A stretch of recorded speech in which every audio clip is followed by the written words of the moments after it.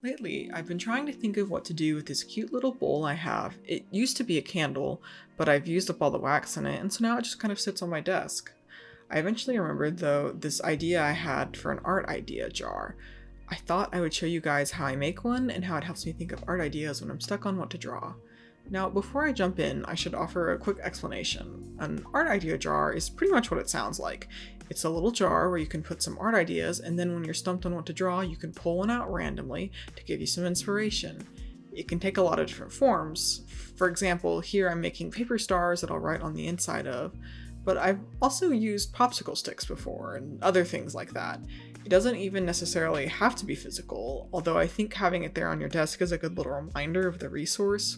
I tend to forget about things like this unless I'm actually looking at it. But if you don't really feel like you would need that, you could just write a numbered list and roll a dice to randomly determine what you'll draw. The main thing is that you don't have to decide what you draw. You let something else totally random do it for you. I won't spend a lot of time explaining the exact details of how I'm making all of this stuff, like the paper stars or any physical aspect of this art jar. If you want yours to look like mine, there's tons of resources out there to making paper stars that will probably look a lot prettier than mine. I'm pretty bad at it. I did want to talk a little bit about idea generation for the jar, though. If you're stuck on ideas and watching this for some inspiration, you might be thinking that this isn't very helpful. If you can't think of anything to draw, trying to think of a bunch of things to draw doesn't sound super feasible. But I can offer some tips for that too. First off, I'd encourage you to just turn off your filter. What I mean by this is literally write down anything that comes to mind. Anything. Even if your immediate thought after you think of something is, oh, well, that's a dumb idea, or I don't really like drawing that, or that sounds really hard. The reason I say this is one, if you instantly shut yourself down with possible hurdles or issues to an idea, you'll never be able to think of anything. Another reason too is that a lot of times good ideas are hiding behind bad ideas. So either the bad idea you've thought of, once you pull away some things, it's actually got a kind of decent core, or, you can think of it as your good ideas are shy, and you have to be kind to your bad ideas so that the good ideas will come out. So I always really try to just let myself think of anything and everything when I'm sort of thinking of ideas for art. It's still a little overwhelming to just sit and look at a blank piece of paper though, or whatever else you're using. So maybe start with something easy. Write down something you've already liked drawing. For me, I really like drawing faces and portraits, so I wrote that down. Maybe write down a couple of things like that. Then try and think of things that would challenge you. Some stuff I wrote down that fits this category would be hands. Everyone has a hard time drawing hands. I also wrote down stuff like machinery or animals. You can also write down mediums or techniques like watercolor or continuous line, or you draw on the page and you don't lift your pen. Different jumping off points that might inspire you. If you can, try to be a little specific. You want to try and keep yourself from getting stumped when you pull out of the jar. For example, instead of writing down, draw a background, I would write down, draw a magical inn. This kind of keeps yourself from sitting and looking at a piece of paper or whatever and going, well, I still don't really know what that means. I can't think of anything like that. Regardless, though, just keep going until you fill the jar. If you're really stumped though and can't think of anything to write down, don't worry.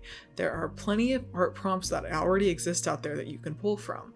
I even went and looked at some while I was working on this. For example, you can do artprompts.org, or even just Googling art challenge or art prompts will give you tons of cool ideas. I got a lot of short but interesting prompts this way that kind of really helped fill up my jar. It was also stuff that I maybe wouldn't have thought of on my own, so I thought that was a really cool benefit of doing that.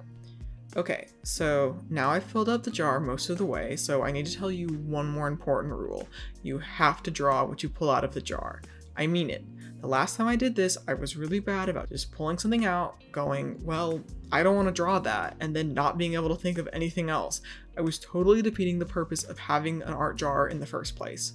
If you're relying on your jar to think of art ideas, odds are good that you're already not really in an art mood, so a lot of times whatever you pull won't sound appealing.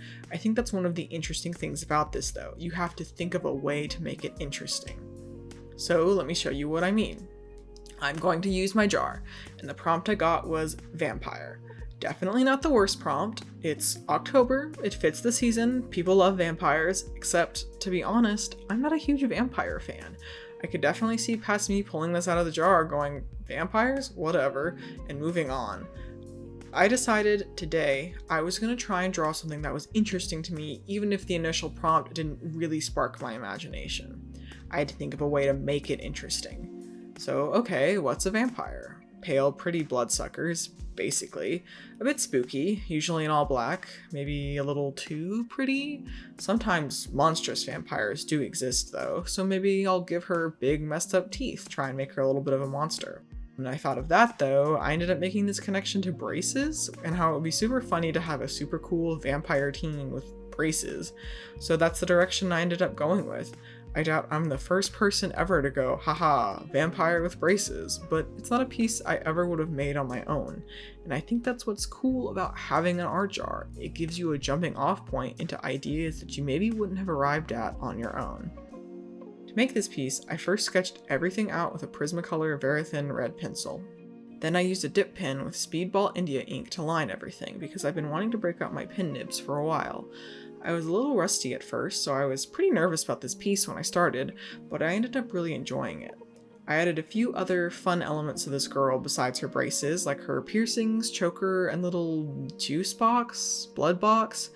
Best not to think about it. I wasn't really sure about some stuff as I worked on it, but I stuck with it and I really enjoyed where the piece ended up.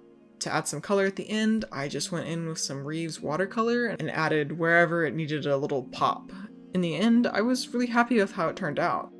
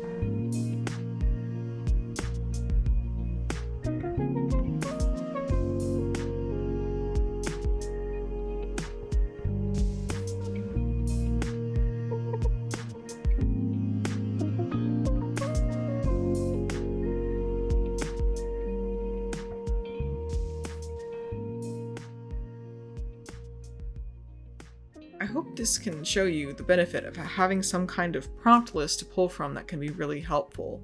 I really think the art jar has a lot of extra benefit of removing all the decision making from you. You don't get paralyzed on what to do, you're told what to do, and then you have to figure out a way to make it work.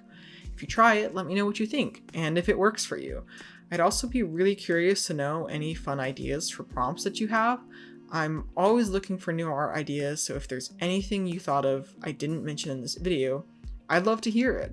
Overall, the most important thing is to keep trying new things and to continue to experiment with your art. So I really hope this helps you do that.